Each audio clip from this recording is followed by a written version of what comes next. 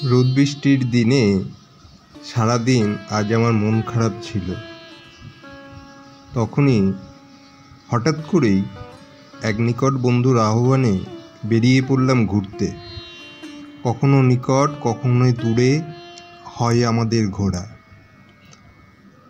তবে আজ কথা ছিল বাড়ির কাছাকাছি কোনো রথ টানার দৃশ্য উপভোগ করব, কিন্তু বেরিয়ে পড়ে যা বরাবর হয়ে চলে সেটাই হলো আজ আমাদের। প্রথমে শ্রীরামপুর মহেশের রথ দর্শনের ইচ্ছা থাকলেও পথ পরিবর্তন করে গুপ্তিপাড়া রথ উৎসবে গেলাম আমরা।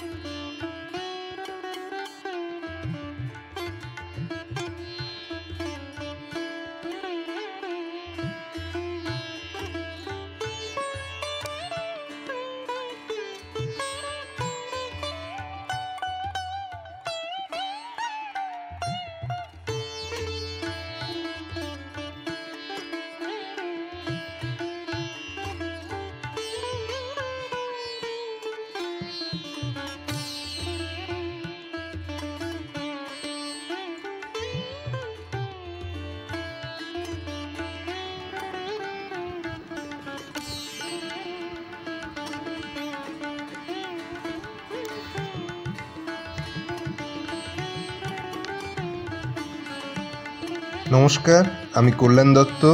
আপনারা দেখছেন কেডিস ব্লগ। আমার ভিডিও আপনাদের ভালো লাগলে লাইক, সাবস্ক্রাইব, কমেন্ট করে সাথে থাকবেন এবং পরবর্তী ভিডিও বানাতে উৎসাহ দেবেন বন্ধু। ধন্যবাদ আপনাকে।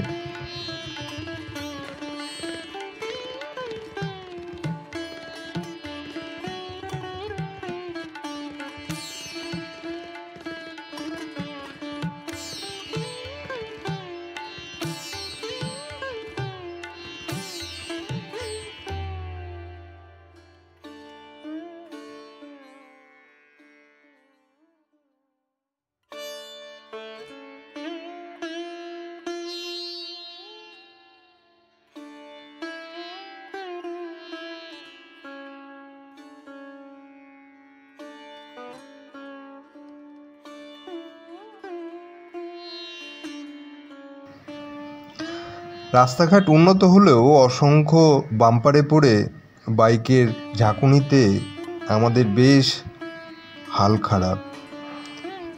এছাড়াও গুপ্তিপাড়া আমরা কোনোদিন আগে যাইনি। অসংখ্যবার পথ দেখে দেখে আমরা পৌঁছালাম গুপ্তিপাড়া রথ উৎসবে।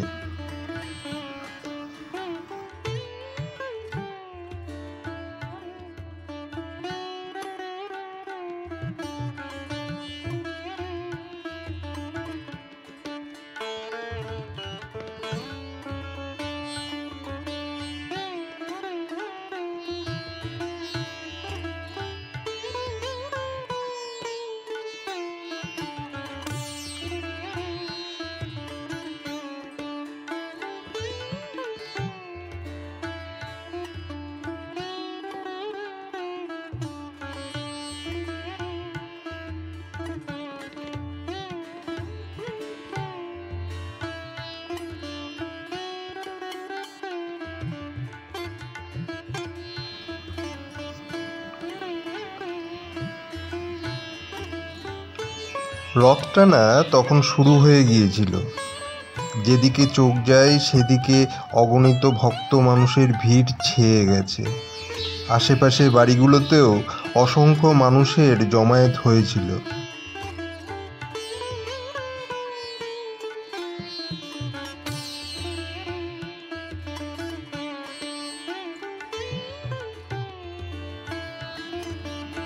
এবার আসি রথযাত্রা কি। রথের আক্ষরিক অর্থ হল রথে যাত্রা বা রথে ভ্রমণ। মূলত এটি ভগবান জগন্নাথ দেবের উদ্দেশ্যে পালিত একটি উৎসব। শ্রী জগন্নাথ হায় নমঃ।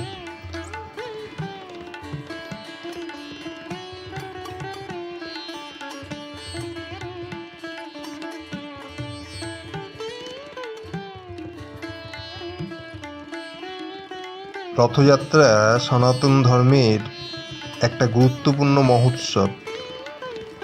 জগন্নাথ দেবের রথযাত্রা প্রথম শুরু হয়েছিল উড়িষ্যার পুরী শহরে।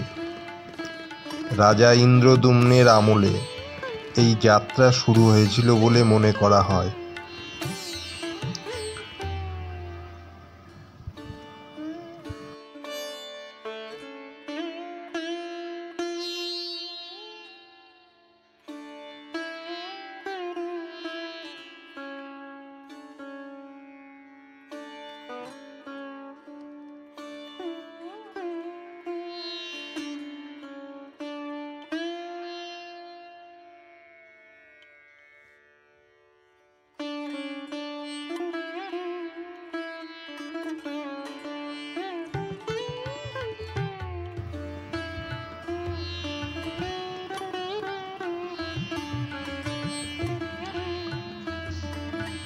প্রতি বছর আষাঢ় মাসের শুক্লপক্ষে দ্বিতীয়া তিথিতে এই যাত্রা শুরু হয় এবং দশমী তিথি পর্যন্ত চলে।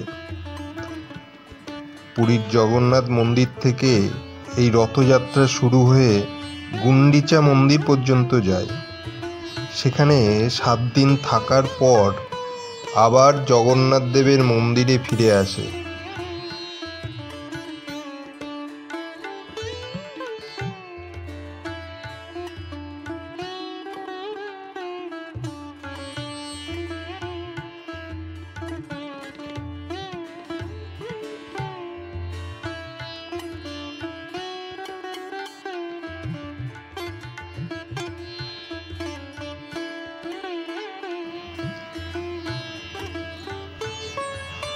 এই উৎসবটি রথযাত্রা বা রথ উৎসব নামে পরিচিত।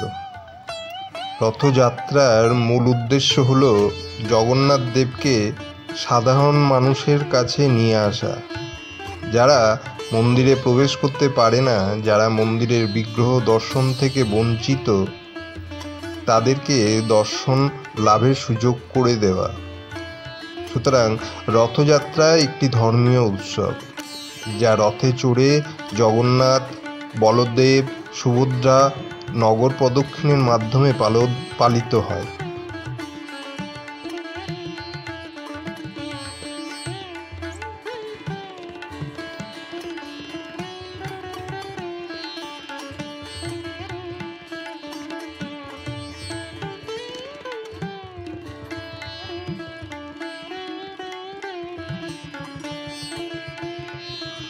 পরবর্তীকালে সনাতনী সম্প্রদায় সারা বিশ্বের এই রথযাত্রা উৎসবের সূচনা করে থাকে, যাতে জগন্নাথ দেবের কৃপা সকলে লাভ করতে পারে।